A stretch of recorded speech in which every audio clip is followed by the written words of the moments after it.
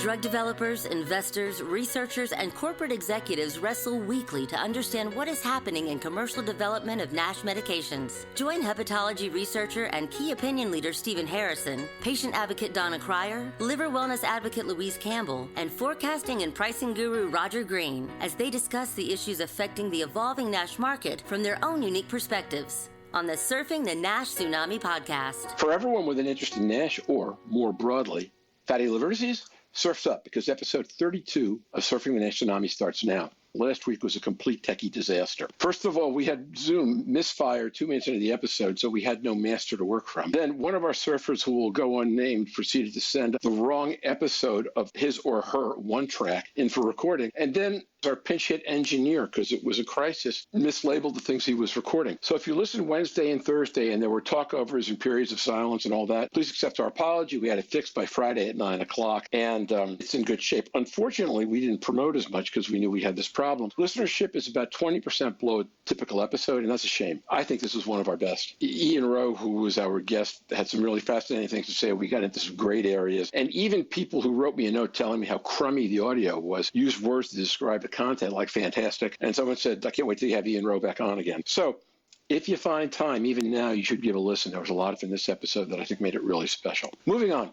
Other friends. Congrats to Professor Jorn Schattenberg on his article, An Expert Opinion in Investigational Drugs, in which he dissected 10 failed NASH programs and managed not to use the word pain or masochism anywhere in the title. I was very impressed by that. Actually, it's a great article, and Jorn will be here in 2 weeks to discuss with Stephen, who also knows a little bit about NASH trials that failed, and Donna, who knows a little bit about NASH trials that failed, what his takeaways are and what we can learn doing a better job going forward. I think this should be fascinating.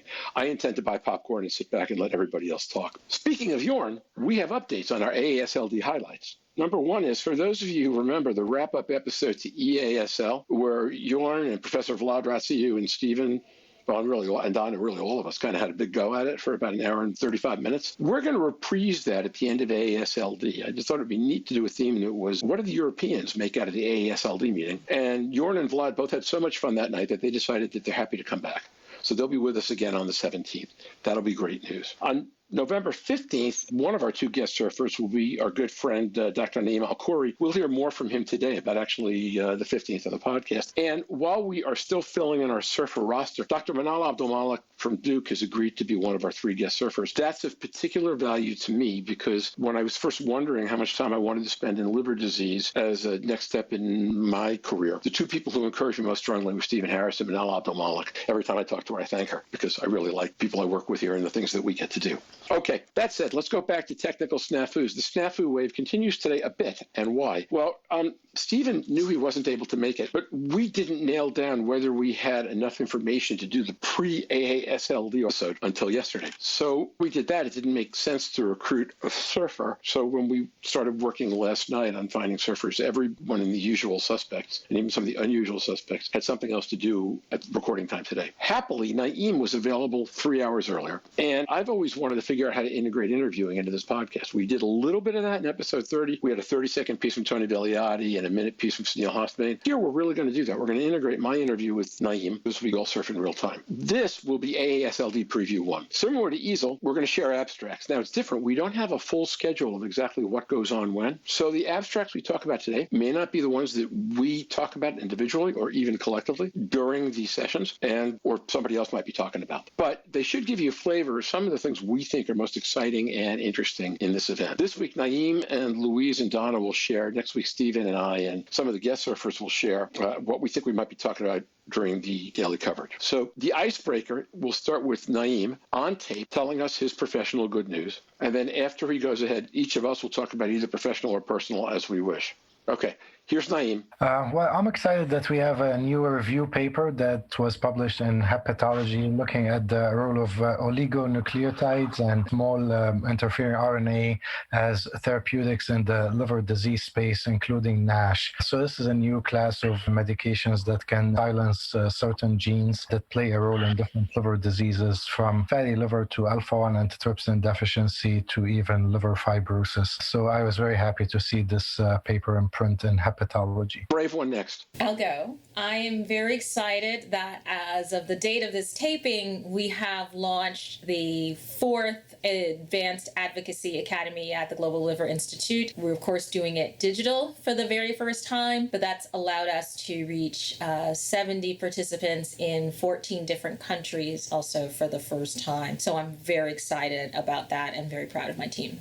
My personal one was getting some time off to go sailing for the day and just have a really good time away from it all. So that was nice before the rain came in for the entire weekend. So nothing as glamorous as international patient advocacy. And I can't wait to see how it goes. Sailing is probably more glamorous than anything that I did, except those of you who don't know, I grew a COVID beard like many other people, and I've never seen a picture of myself with a beard except on video screen. But we actually took a picture of it this weekend because I decided I'm going to keep it. So you will see me bearded shortly if you look on the SurfingNASH website. And actually, I kind of like it. So I think that's it's not nearly as glam as Donna, but it'll do. With that, here we go. What I'm going to do right now is I'm going to play a portion of my discussion with Naim Alkhouri covering the first abstract he wants to talk about. And after that, you'll hear a couple of questions I had for them. And then Louise and Donna will raise points they think are interesting about this particular episode that we may raise with Naim when he comes on program, if he's talking about it then, or we'll see how we handle it. But here we go. Yes. So the first abstract I wanted to discuss is an oral presentation. It's abstract 28. The title is Causes of Mortality Following Liver Transplantation for NASH Cirrhosis, and these are results from a multi-center consortium called the Nash study. The presentation will be presented by Dr. Mary Ranella on behalf of the co-authors. So we know that NASH is a leading cause of liver transplantation in the United States. Actually, we recently showed that NASH is the leading cause of transplantation in women, and it's the second most common indication for transplantation in men after alcoholic liver disease. What this study did, they had 7 large transplant centers that collected data on all the patients transplanted for NASH cirrhosis between 1995 and 2016. And they looked at causes of death. They divided them into cardiovascular disease, liver-related death, malignancy, infection, and other. And the presentation will include 1,072 patients that underwent liver transplant for NASH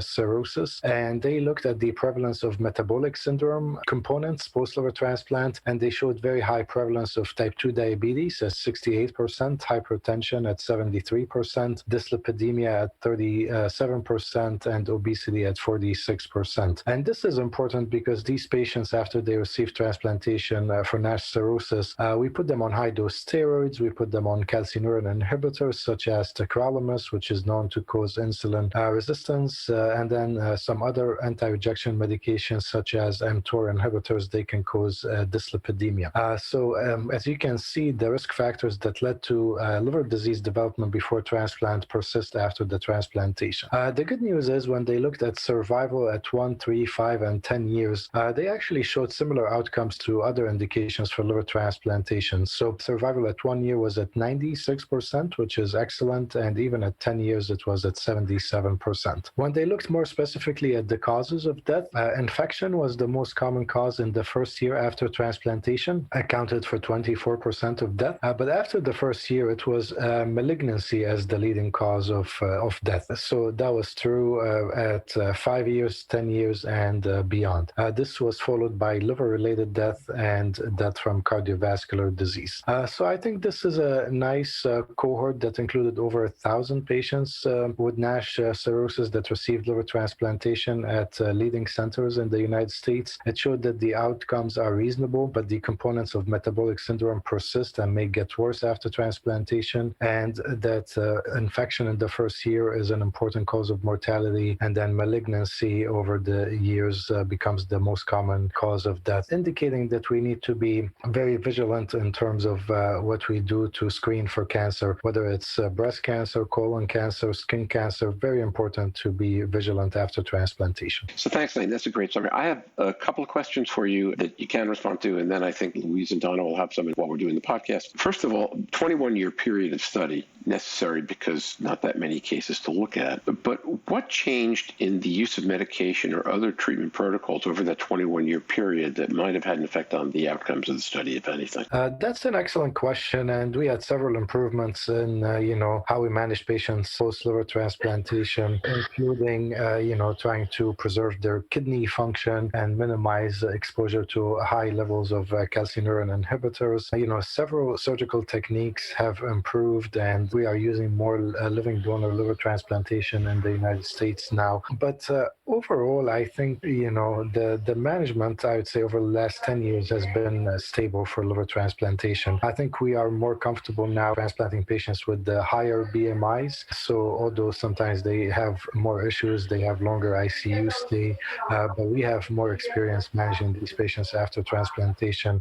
But I would say over the past 10 years, it's been pretty much the same for managing patients post-liver transplantation. When you read the paper, and when you think about the paper, what besides simply being more vigilant about cancer screening does it tell you either about steps we should be taking or new drugs on the horizon that you're more excited about than you might have been otherwise, or any other advances? I think, number one is we need to be also very aggressive in managing metabolic syndrome and its components. I think, these contribute to the risk of cardiovascular death, but potentially also to cancer death. So that's very important. I think, looking at some of the therapeutic agents that we have today in development for pre-transplant NASH, I think the same ones potentially will be utilized after transplantation once we have FDA approval. So I think all these studies will be coming our way in the near future. I would give it maybe 2-3 years and we're going to start hearing more about us using the same agent for post-transplantation NASH recurrence. Thanks, Naim. That was great. And now I'm particularly interested, Donna, as a 26-year, I guess it is, a liver transplant recipient. What thoughts you had about this paper or questions you wanted to ask? Floor is yours. Thank you. So I appreciate having this study flagged as I have been looking through the oral abstracts and the poster presentations. This certainly caught my eye, and I really appreciate Dr. Ranella and cohorts across so many different institutions, 7 different academic centers, looking at this data.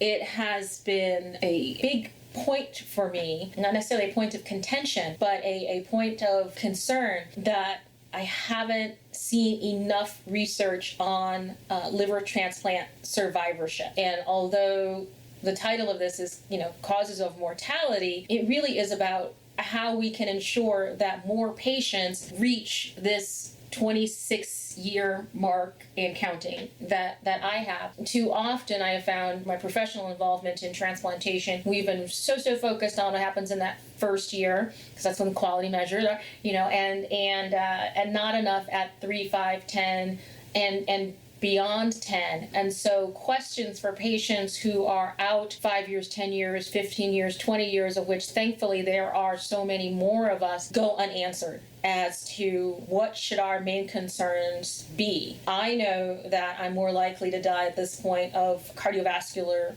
disease than I am of something, liver related, but most transplant recipients don't, if reflected by the conversations I have and the conversations I see online and different information that I have access to. So I'm really appreciative of Dr. Ranella and folks to focus on these issues and hope it encourages more research. I love the consortia that she's put together. The second point is for the role of transplantation in NASH. Because we have so many in the Only Fibrosis Matters camp, it's a question I'd asked early on. Why do patients who have liver transplants for NASH sometimes see a reoccurrence in the NASH? It must mean that there's some other mechanism going on. That's not, since I don't have a background in medicine, I just had to use lawyerly logic for that. So being able to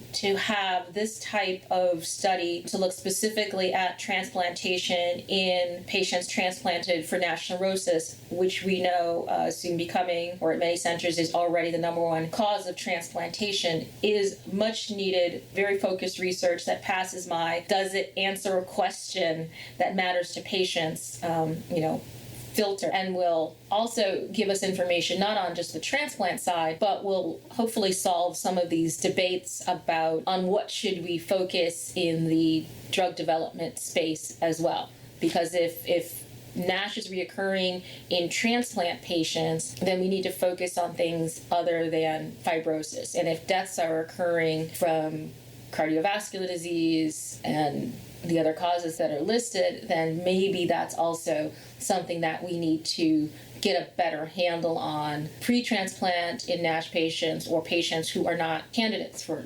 transplantation. So I think this is a very important piece of work. Donna, as I was listening to you, one of the things I was realizing is this is the second long-term longitudinal study of patients we've seen recently, the other one being the PAKE paper, the paper from Dr. Yunusi's group, where they identified cancer that wasn't liver cancer as a significant cause of death. And we're seeing that here again. Now, Ian Rowe has written a short piece on issues with the PAKE paper that he's going to come back on and talk about at the end of the month. But it is striking that in both cases, they take a look and say, this isn't only about liver cancer. It's really about all form cancer being a problem in challenged patients. Yes. As I look, I've referred to, I think in past podcasts, as this, bubbling cauldron of pharmaceuticals that are coursing through my bloodstream, elevating my cancer risk from a variety of mechanisms. This research is very important. And, it's also, as we navigate GLI's work in liver cancer, we've been very collaborative, recognizing that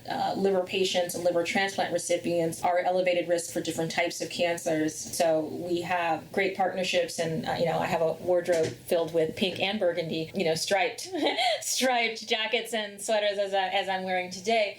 And we talk with different groups, certainly the Cholangiocarcinoma Foundation and our bile duct cancer friends very closely. But to think about liver disease, liver cancer in silo would be false and ultimately would not be successful or optimally helpful for patients. Okay, so Louise, do you have anything you want to add? I suppose the only thing I had to add was when we transplant somebody and looking at some of the figures on the paper of the prevalence post-transplant diabetes, hypertension, dyslipidemia and obesity. By transplantation, we don't remove any of those. We don't stop them, and we can't turn back the clock. So whether or not the cardiovascular mortality is more the ongoing, although helped by a new liver, the ongoing issue of the pre-state of the body before transplantation. And I'd be interested to hear the presentation when Meronella does all of that. And so there's just some interesting bits to come out as to how can we improve those risk factors in addition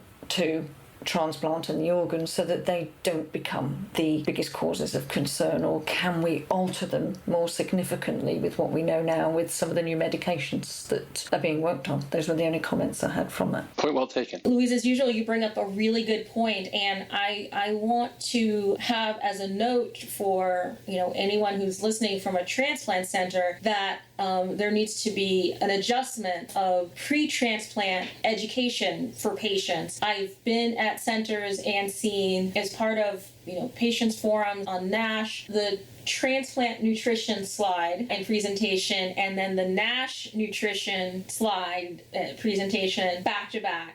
And they're totally at odds with each other. And that's because traditionally, many of us coming to transplant were underweight, undernourished, and so we're trying to gain weight, and we're trying to be in a stronger position and to survive a transplant. For NASH, many of those patients, while there may be muscle wasting and sarcopenia and osteopenia and all sorts of dynamics going on, they often need to lose weight before and control a host of metabolic factors that a lot of the other types of transplant recipients didn't need to have. And so we need to make sure that we have updated our and tailored our pre-transplant education for patients that recognizes the cause of transplant and the journey that patients have been on to that point. Yeah, and I think that's a really good point, because trying to get somebody to change their entire lifestyle, you've told them to not eat or to change all of these foods and the way that they consume, to then trying to put on that weight for people who are cachectic, malnourished,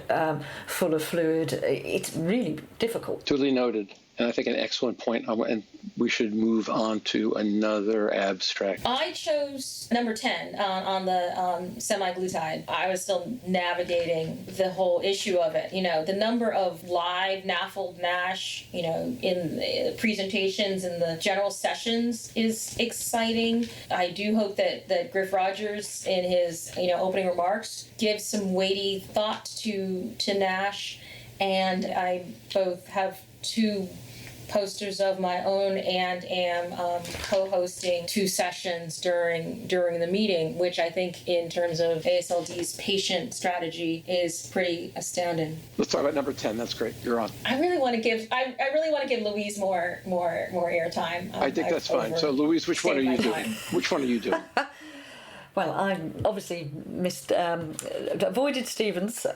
So actually, linking in slightly to what we were discussing earlier, I went for 68, which was statin use is associated with reduced cancer-related mortality among patients with non-alcoholic fatty liver disease, a national prospective cohort study. And that's by Kaveh Halifanothan and the team there. And it followed on, I think, a little bit from Anam Mantavani at Digital ILC, who approached it from the cardiovascular side and this whole coordination of multidisciplinary care, and the fact that statins are used routinely in the treatment of patients for NAFLD. But I think her study, when she presented, showed that they weren't optimised, and a lot of other multidisciplinary areas, hypertension and things like that, weren't optimised and needed to be optimised better to help the patient. So this one was looking at statins and the type of statin used on cancer-related mortality in patients with NAFLD. It was a US general population between 1999 and 2014, using the ICD codes. I think 11,328 patients were identified, so good numbers. The 2 main outcomes they're going to be presenting on are death and all-cause mortality. Average median was over 2 years follow-up, which is good. So for what they're raising, it raises the fact that the associated risk reduction in cancer-related mortality by using statins was 44%. So that was a really impressive outcome. So it'll be interesting to hear about that. It didn't matter more or less which statin they were using. There was a slight difference in the lipophilic statins, I think. So I'm interested to hear about that and which ones do better. And I think, again, if we can manage to treat patients with NAFLD more effectively with other medications, we might be able to reduce these comorbidity risk factors. But actually, it comes down to, again, identifying those patients and the numbers that we need to try and make that 44% improvement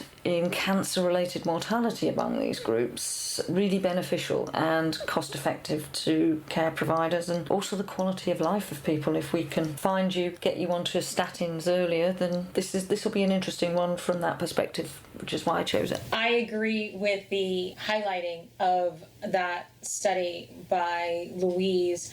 It tracks with my approach to the liver meeting, coming into it with, where is the field now? What do I most need to learn? How is this liver meeting going to be different or take us forward from the digital EASL meeting? And so a couple of things that I am looking for and where I see me spending my time are things like liver disease and NASH and statins, and liver disease, NASH and diabetes. We should go into some of the choices that I've made amongst the oral abstracts and the posters. Some of the things that we'll be highlighting when I co-host the poster for the public health, healthcare delivery, and health equity section are on these intersections of NASH and other conditions, or how it plays out in women or communities of color. And so I really look forward to hearing the study that Louise has highlighted in full.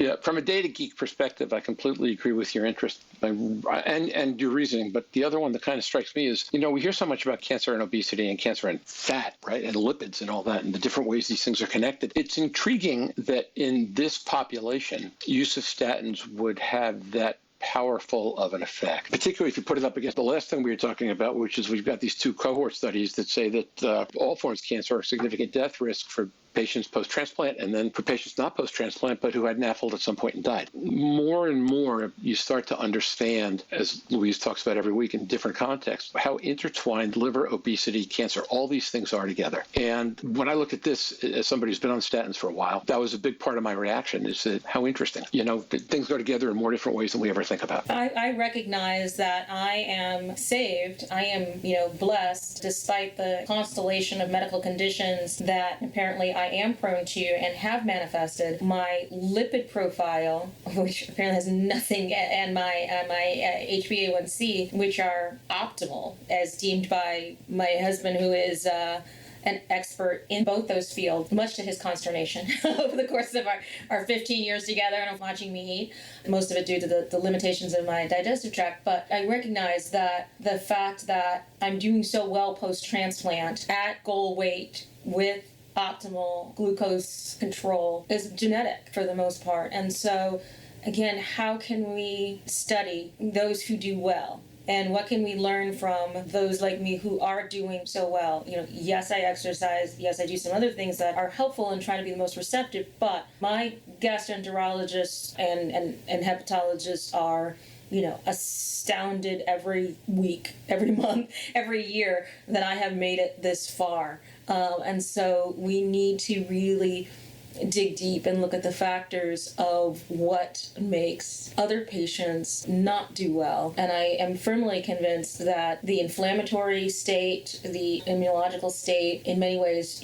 driven by obesity and diabetes or poor glucose control, are key aspects of it. And so if through NASH, one of our long-standing effects is the communities of hepatology, endocrinology, and cardiology, particularly lipids, are closer, that will be not only a good thing, but a very important thing. Yeah, and I think it's also important for a practical perspective is that we go to these meetings and we read so much research, and people can spend an entire career just in one element of research. But when I look at the meeting, I think I agree with Donna, and any of these meetings, it's about what can I take that we can use in the real world. And to get it to the real world actually takes a very long time. With multiple business cases, they'll turn it down, they'll revisit, and actually the rate of obesity rising, and we've seen it with COVID, of the comorbid conditions we talk about. Do we really have time to keep on the treadmill? Or do we actually have to, it's like a hamster's wheel, we're just running round and round and round. We've got to take some time off to implement some of this really good work in the real world. It doesn't do a lot of harm in some of these cases, and I think the evidence is there. How can we get off that hamster's wheel to put it into real practice? So I look at the meeting like that, that's what I can take forward. But so when we get to Naim's poster in just a minute, we'll get to another piece of exactly that puzzle. It's interesting how these particular topics are seeming to converge in that place. Donna, would you like to share an abstract or a poster with us, please? Sure.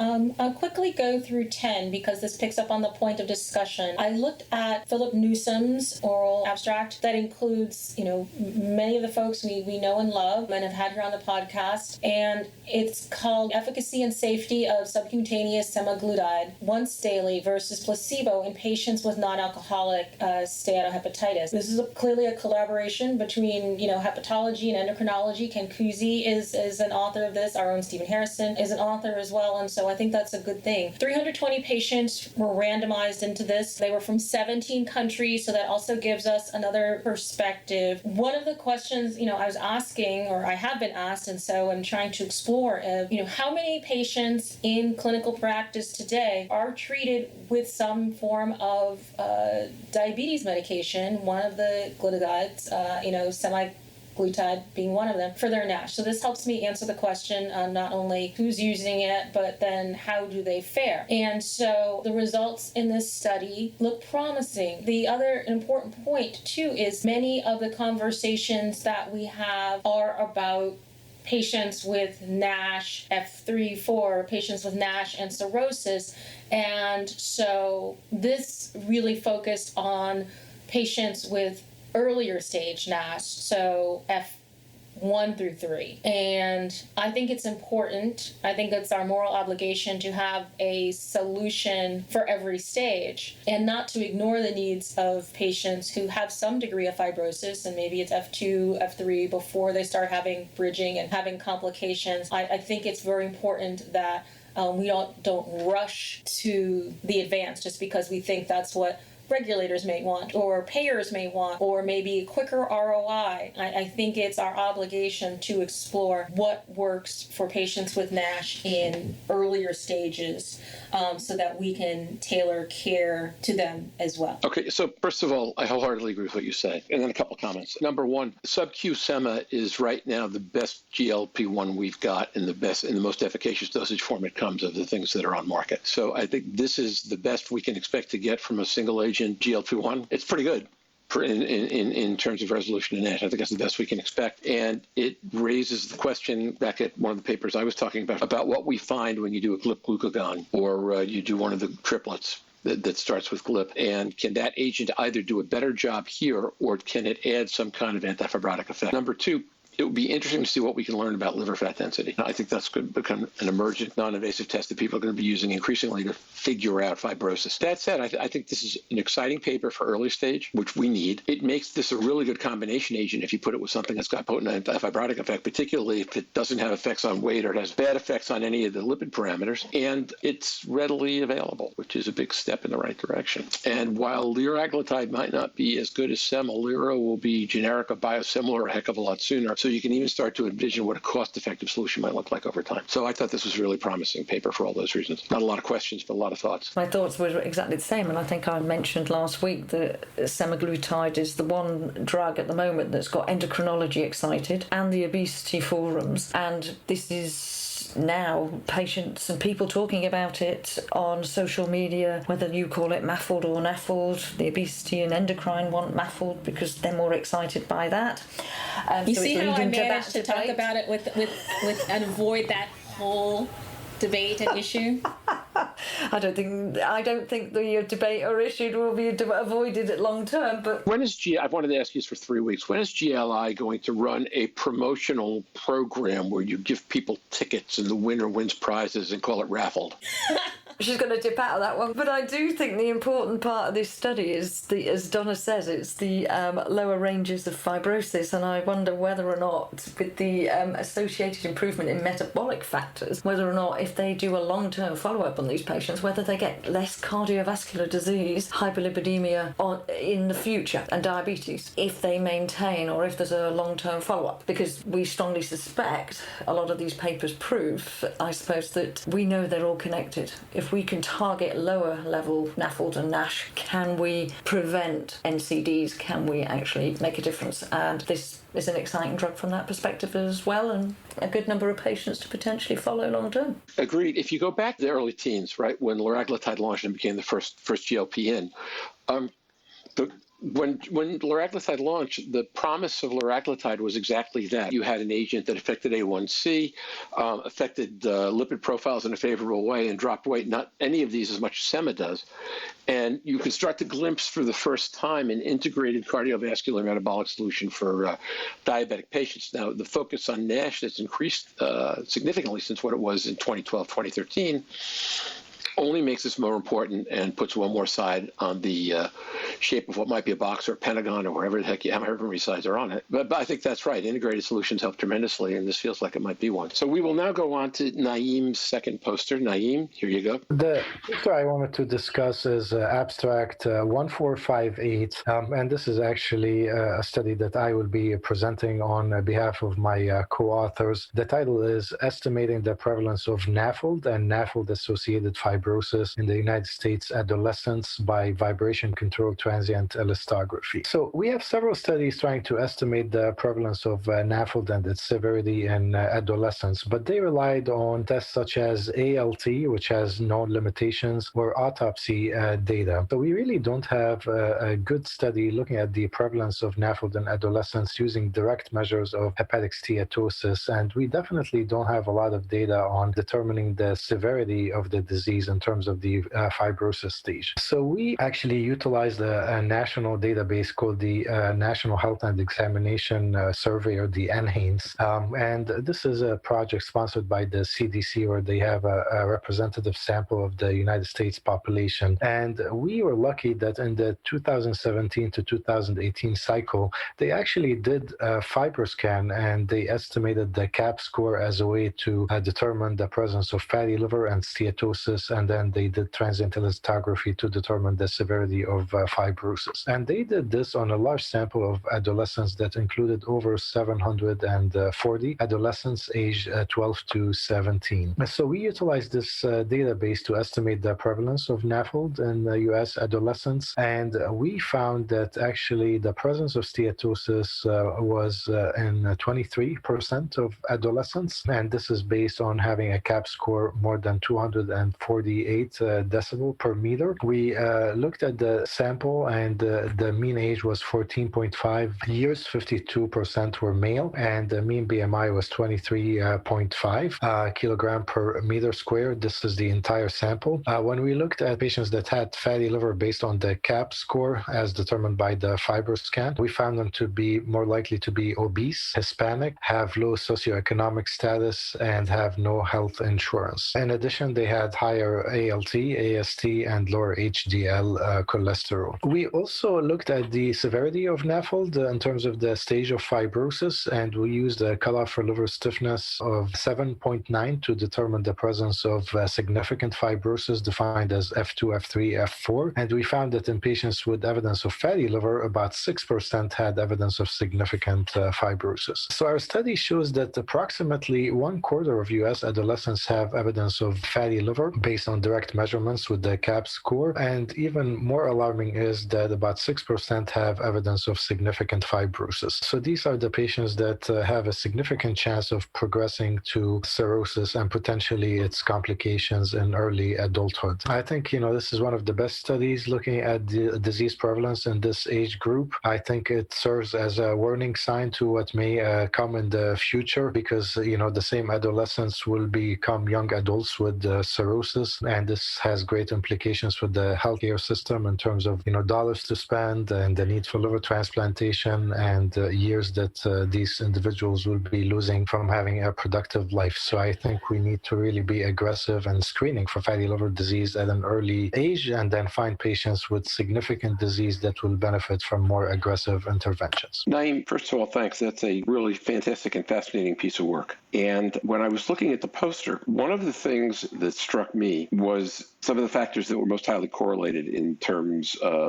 you said obesity was hugely different, right? 45% versus 5%. And then Hispanic origin, socioeconomic status, and lack of health insurance, but that wasn't as big a difference, even if it was significant. Did you check to see whether any of those were intercorrelated? Are we talking about obesity separate from Hispanic, separate from socioeconomic status, or might the three of them really run together in the same patient? Yeah, that's an excellent question. And, although we didn't really do the statistical analysis to assess, the effect of each of these factors, I agree. I think, obesity is more common in low socioeconomic status populations. So I think, this is something that we should probably do. And I really appreciate the question, but I think they all go hand in hand. I absolutely agree. That would be my guess also. And second, that 6% advanced fibrosis number is really pretty staggering. I don't know what the percentage of obese teens is, but... Yeah, this was, 6% of individuals with fatty liver. So, the 23% that had fatty liver based on the CAP score. But still, when you translate this to the entire U.S. adolescent population, this is a staggering number. Yeah, I was going to say 6 of 23 is about 2%, right? Roughly, plus minus. Yes.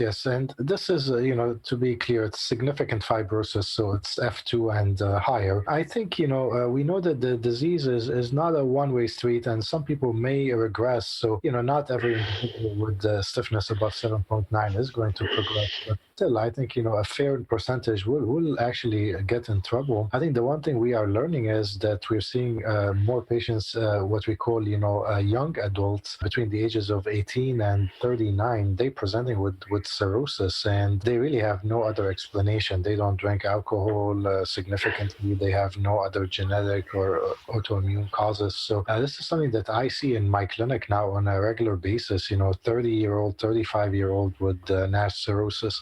Very alarming. And I think, we are on the Surfing the NASH Tsunami podcast, and I see this as a tsunami of young adults that will present with cirrhosis. So I really hope that we can tackle the problem upstream and start working on obesity and, insulin resistance, healthy lifestyle, because if we don't, this is going to be a major issue for the healthcare system. So when I process this, what I hear is it'd be a good idea to evaluate all obese teens to figure out if, in fact, they have NAFLD and if they have active NASH. And then certainly we're present, but even we're not present, starting to work with them at a young age on understanding the implications and maybe some ways they can manage diet, right? You don't have to lose a lot of weight, have some impact on progression of disease. You just have to step in early enough when it's easier to create good habits. Absolutely right. In fact, some overweight children, so they're not obese, just overweight. Sometimes all you have to do is maintain their weight for a year or two. And as they grow, their BMI will normalize. So sometimes, it's either just maintaining the same weight or sometimes very modest weight loss early on. That will lead to significant improvement. But, the other point I want to make that once you have that percentage of people with significant fibrosis, we also need to encourage pharma companies to think about, pediatric study plans, taking the same medications we have in adults to these adolescents, because although we want to do lifestyle for everyone, it's not going to be successful for every adolescent. And we really want to stop disease progression in those with a very advanced disease. So I think it's very important to look into clinical trials in this patient population. And the patient population you're talking about is primarily adolescent, right? So they don't have to go all the way down to 6-year-olds. They can do 12 to 18. That's what I'm thinking initially. I think that will make the most sense, because although fatty liver disease is not actually rare even in kids as young as 6 or 7, I think having significant disease in terms of fibrosis is way less common. So I think if we start at the age of maybe 12 to 18, that would be the first population I would study in terms of clinical trials. This is a perfect example or exemplar of why NASH must be embedded as a public health challenge and solutions and a strategy applied. Because we cannot be successful just in the clinic on NASH. We have to be connected to the community. We have to be connected to the environment, the food environment, the choice environment, the movement environment, schools in this case, education going all the way up, even, Medicaid, public assistance programs, food stamps programs, agricultural support. So if the families of these children and adolescents, and then the adolescents, of course, themselves moving forward, don't know how to create and choose healthy meals and have active lifestyles that are affordable, we won't wrap our arms around this. Completely agreed. And I've had reason recently to take a look at what SSI does and doesn't pay for in terms of food products in the U.S. Mm-hmm. And what SSI supports is exactly what makes all this worse. It's appalling public policy, and it's for the wrong reasons. Yes. So that's why, for our NASH program director, we chose someone who came from the childhood obesity space and had been involved in creating, a previous administration's childhood obesity task force strategies, because we understand that as much as we need all of the tools, including medication and surgeries of various types, to get to the root cause of this and ultimately to stop the tide of this, we need to have a more comprehensive approach. Amen. Louise? I think it's, I suppose, one of those sort of things that correlates, because I chose exactly a similar topic when I looked at the oral presentations, and it was 143, onset of obesity-related pediatric non-alcoholic fatty liver disease during prepubertal growth exacerbates hepatic inflammation and mitochondrial DNA deletion to accelerate liver injury. And I wasn't sure whether or not I was going to cover this, because it actually was too frightening, because it was the NAS worsened in under 12s greater than over 12s. Obesity was present at 5 years of age. And it was the under 12 group in this particular oral presentation and the numbers that we're talking about that was just frightening. Our worlds are parallel and aligning when we're looking at all of these as to where it's going. And whilst I've concentrated on adult bits, when I was reading this, it was absolutely frightening. And that inflammation or ballooning grades worsened in those under 12 rather than those over 12. And obesity actually was greater in those over 12, so it wasn't down to obesity. I'm going to be really interested to hear this oral presentation and also Naim's posters from that. So there is a lot of correlation coming out, but some of these figures and the concerns, and it comes back to what we've said, it is about education. Donna highlighted the work being done with child books, but education and public health actually have to go hand in hand. I know, speaking to GPs here, they never see children. It's the school environment that see the children, it's not the GPs, and very few parents will take a child to a primary care physician just because they're overweight. So there needs to be more coordination, I suspect, of educational involvement in health from just areas and education, I suppose, for healthcare. But his poster is perfect to align with the oral presentation I've chosen, but frightening. It's interesting you should say that. Donna, go ahead. I was going to say, education has a couple of different meanings, because my father was a 6th grade science teacher, life sciences, so he was definitely an educator to, children ages 11 to 12 about their health, about early concepts in biology and chemistry, and how to apply that to their own lives. So there is an education about the functions of the liver and how to lead a healthy lifestyle that are part of this. But there's also the structure of the school day. We had recess and gym class and after school exercise as part of the school day in a safe environment. I would stress when I think of the very privileged environs of my schools. And so it didn't matter if I knew anything at all about liver education. I had, it could have been, zero actual, curriculum about health. But because the day was structured in such a way that we were kept active, even if our home life didn't support and other aspects didn't support, the day was structured in such a way as to put us in the best position for health. And I think that's a key component when we talk about education. It's not just and I'm not saying that you are intending this in any way. I just want to make sure that we make it clear for our listening audience that there needs to be information in the curriculum as well as the structure of the school lunch program and the school day, so that there's movement and other aspects that are reinforcing what they're being told in the classroom. That's a fantastic point, and I completely agree with it. And I think one of the lessons throughout the society in the U.S., at least right now, is education was interwoven with different elements, each of which did many things. And when you take a strict single-line budget approach and starts knocking something out, we don't need this, we don't need that, the law of unintended consequences is that nobody thinks through all the other things that will result. And that's a great example of that kind of issue, number one. Where Naim went in his paper was to talk about the need to do drug trials with 12 to 18-year-olds so that when they have the problem, we actually can treat them. We have a law of perverse incentive in place here where it's so immensely risky to do trials with kids because of what it can do to your overall approval process, that people just don't do them. And since so many of the trials and so much of the trial money comes from biopharma, from the companies, certainly in the development stages, that we don't really take a shot at figuring out when we need to use pharmacology for these kinds of cases. I think everybody is philosophically somewhat troubled, opposed, and offended at the idea of giving drugs for obesity to 7-year-old kids. And I count myself among those. But once I get past my initial revulsion, I say to myself, if you're putting these kids in a position where their livers are going to be really in bad shape by the age of 12.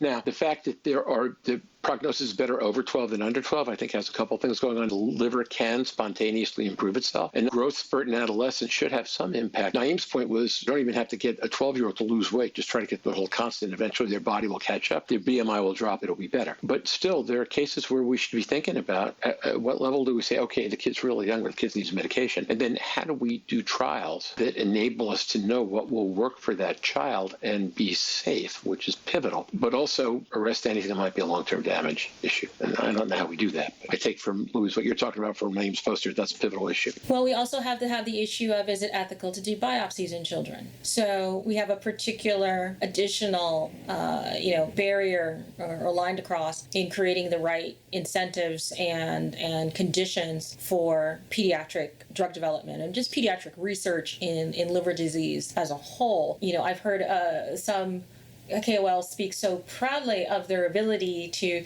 get all of their, children through biopsies. And I was like, is that something that we should be proud of? So, my opinion on that, I think that I look forward to the advancement of the non-invasive space, which I think is a really necessary precursor to drug development, in children. And because we do have children who are at all stages with NASH and with liver diseases, we have children who are transplanted. So we shouldn't take any, tool or option completely off the table or make it unavailable or make it unsafe because it is unstudied, even if we decide that in actual clinical practice, we use it with some restraint. Absolutely, and I think Naim's poster is relevant in the fact that, it does concentrate on FibroScan. Now, actually, children and children's parents really engage with FibroScan. And I would argue that anybody in this age group, we should be really going for psychological support, different mechanisms, total non-invasive techniques, and actually seeing where that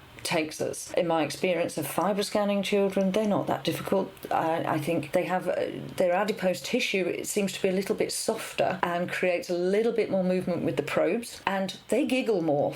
And I think that's the hardest part of FibroScan in adolescents and young children, is that they giggle. But actually, that whole process is so reassuring for parents. But to be able to reduce liver fat in children, in the majority of my experience, you see the liver soften up from a harder state. So it is totally recoverable. But if you can target behavioural support and nutrition support and the right education at that level, I agree with Donna. I don't know if there is, to start with, the reason to biopsy, unless you cannot reverse it in another way. And then we're looking for that definite tissue. So I can understand both sides of the argument, but parents engage with it, children engage with it, and they can see the results. And I think with FibroScan, with Smart Exam now, it is more accurate, it is easier. And children as young as 3 and 4 and these 5-year-olds that the 12-year-olds and lower that these oral presentations are on about, actually they're all very, very good to be done on FibroScan. And I think that's where it can come into its own with these children, and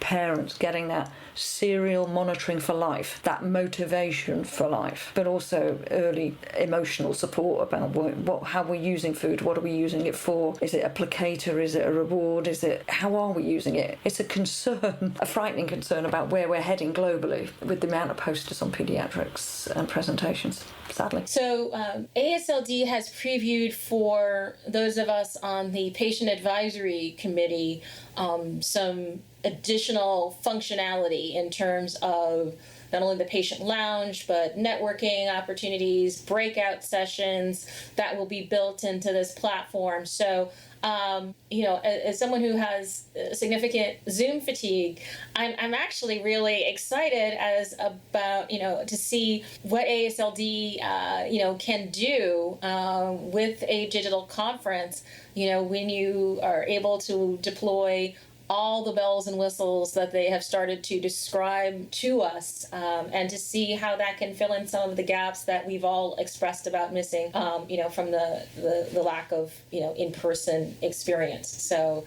stay tuned for some of the digital features. Be interesting to see how it works in comparison to digital ILC, the European version, and where they can take it from there. But I suppose I'm looking at this to give me more and more about real world situations and trying to get off that hamster's wheel of just research the point. How can we now apply it? We have a massive problem with NAFLD and NASH globally, it is increasing exponentially, and the amount of time taken to get any of this into the real world will actually make any beneficial effect. So getting it out of bench to bedside and beyond is actually what I'm looking for AASLD. And I always love a lot of the CDC presentations when I go there in person.